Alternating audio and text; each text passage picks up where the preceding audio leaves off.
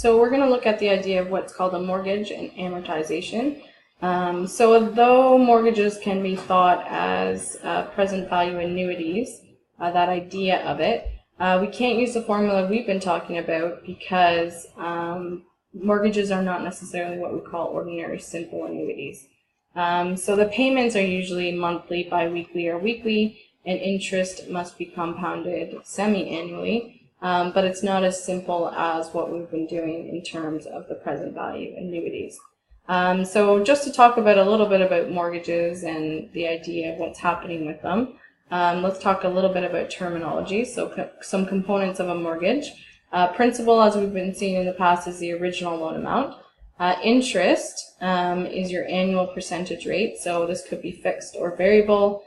Depending on the time that you're looking at mortgages. Again, it's going to depend on what's going on in the financial market. We have something called an amortization period, and that's the length of time that you want to pay off your loan.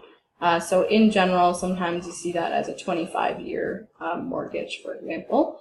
The term for which you calculate your mortgage is the length of time at your current rate. So not the entire mortgage won't be at the exact same rate. So obviously that's when you hear about renewing your mortgage at different terms. So it could be a 5-year term or a different term that you're utilizing, and you have to reevaluate that at the end of the term.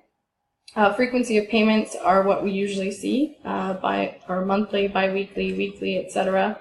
And then payment installment is a blend of paying so much of your principal down versus your interest payment. So it's a little bit more complicated in dealing with sort of a mortgage type thing. So you can go on different websites to find mortgage rates. Certainly, specifically at banks, you can go and see what their different years related to it versus what's fixed and what's variable. Again, that will all have an effect on what they offer as an interest rate in terms of your mortgage. So here's a variable looking at as things change, you're obviously going to get a different interest rate depending on if things change in the financial side of the market. Then variable means that it will adjust based on what's happening in the market. Fixed, you're actually fixing at that particular price for that many years. So again, obviously, if you choose a 3-year, 5-year, 10-year term, it might be a little bit different on how that affects your interest rates. So certainly something to be thinking about as you think about a mortgage or going in that direction.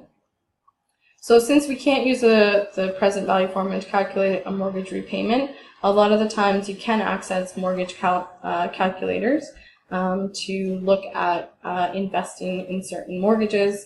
So here's an example of an Rbc mortgage calculator.